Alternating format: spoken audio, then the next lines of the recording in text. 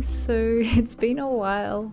Yeah, life has been pretty busy lately. I've been writing up a manuscript to submit to a journal, and I'm also preparing a poster and a presentation to present at a conference that's coming up in 3 weeks. But I'm actually leaving in 2 weeks, so that leaves me less time to prepare for everything. And I think since my last video, I've been in a bit of a creative lull with YouTube.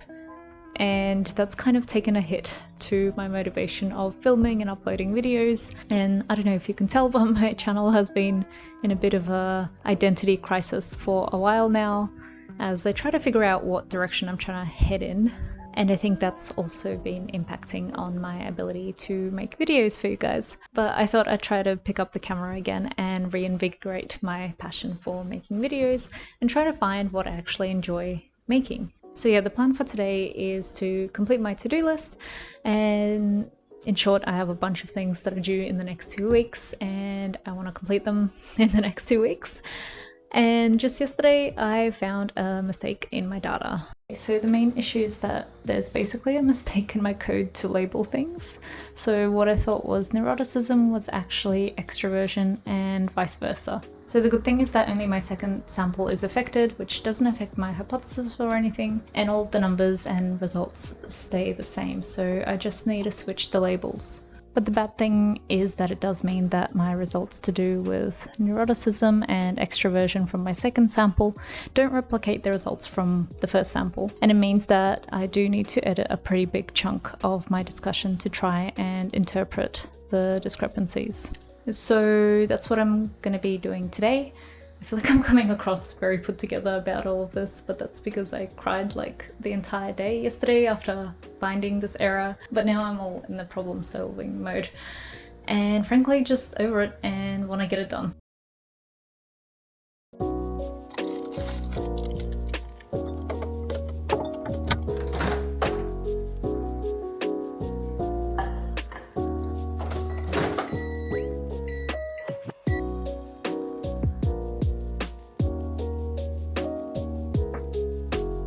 Before I do anything, I just set a reminder for myself that this code is incorrect and needs fixing. I find that I need to note things down like this in a document itself, otherwise I tend to forget where I'm at with things. And now my first priority is to check my code and to make sure that the error isn't anywhere else. And turns out it was a relatively easy fix in the code itself. And now for the manuscript, I went ahead and highlighted all the sections that need changing. It's basically some results of study 2, summaries of these results, and a few sections in the discussion. It's a fair bit, so I decided to just start with the easy, obvious things first, like the results tables.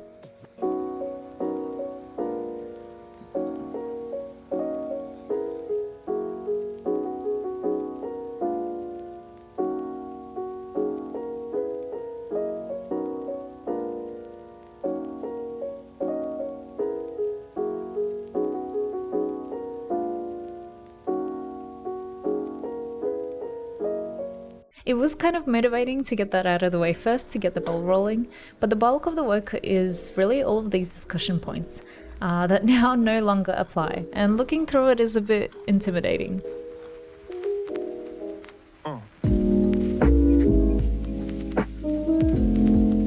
Again, my strategy is to scroll around the discussion and look for some easy changes that I can make now. And I feel like I got into a momentum where I got into changing some of the bigger parts as well. But still, I feel like I didn't get much time to think about the implications of the changed results. So I wasn't really feeling confident with some of the changes I was making. And this is where I started to struggle a bit.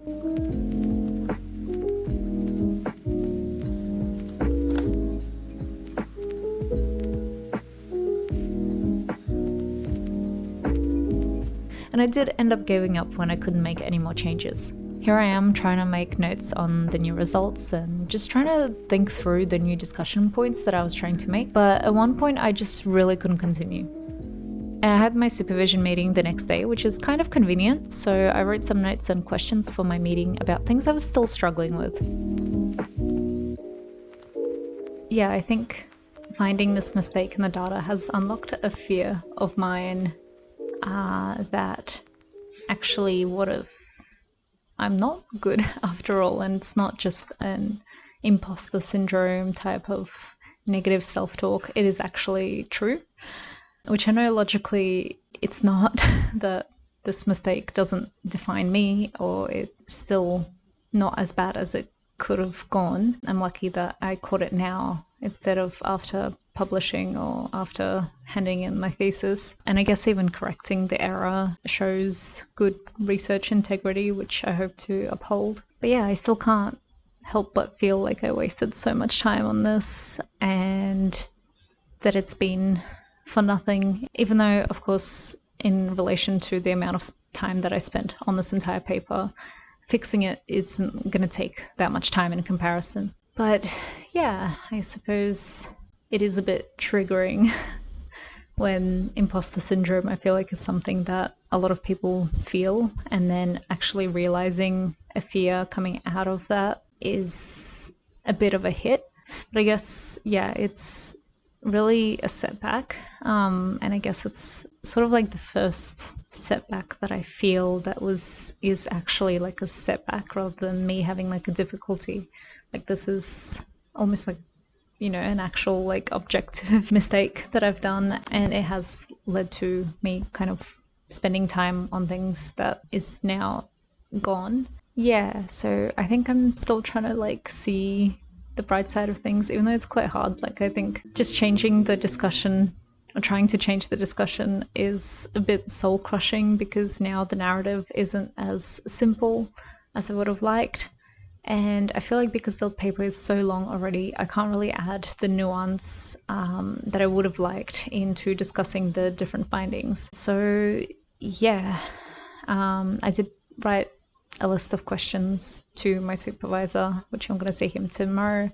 So hopefully he gives me some ideas on how to handle it. I'm kind of nervous to like tell my supervisors about this because it just feels so bad that they've spent so much time looking over my paper and thinking that the results were one thing, whereas they were actually something else. But yeah, I'm hoping that this isn't the first time that something like this happened to their students. They're pretty nice people, so I shouldn't be too worried, but still I can't help but feel like I've let people down.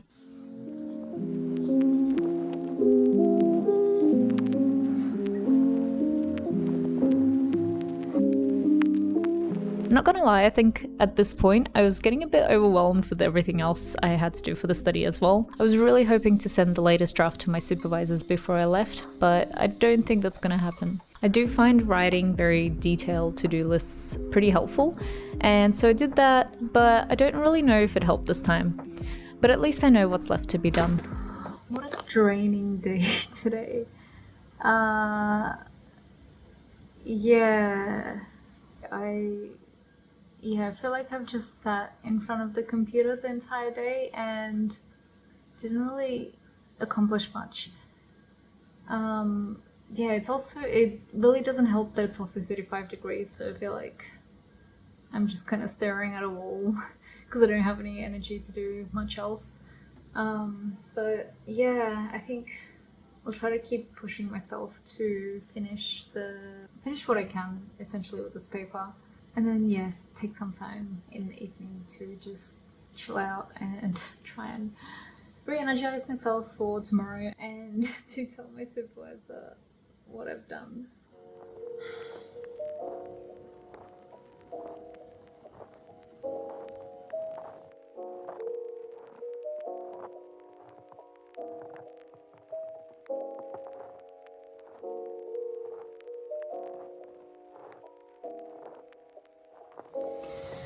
Okay, I think I'm done for today.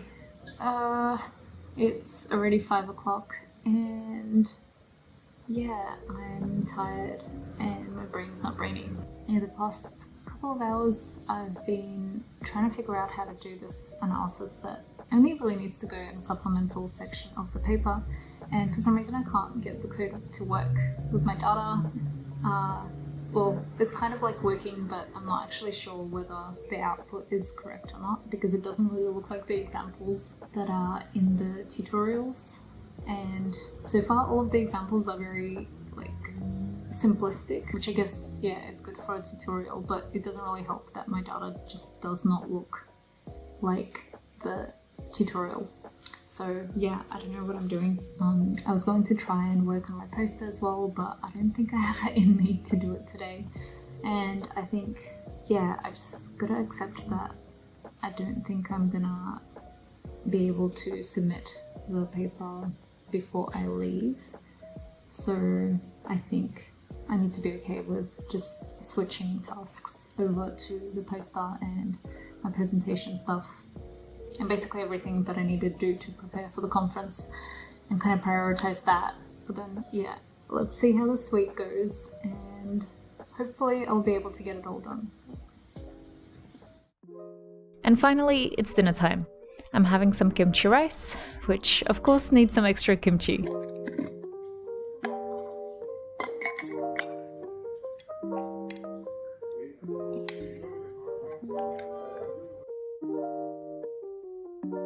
And so I actually recorded footage for the rest of the week, but because I've taken so long editing this vlog, I'm just gonna end it here, so stay tuned for part 2.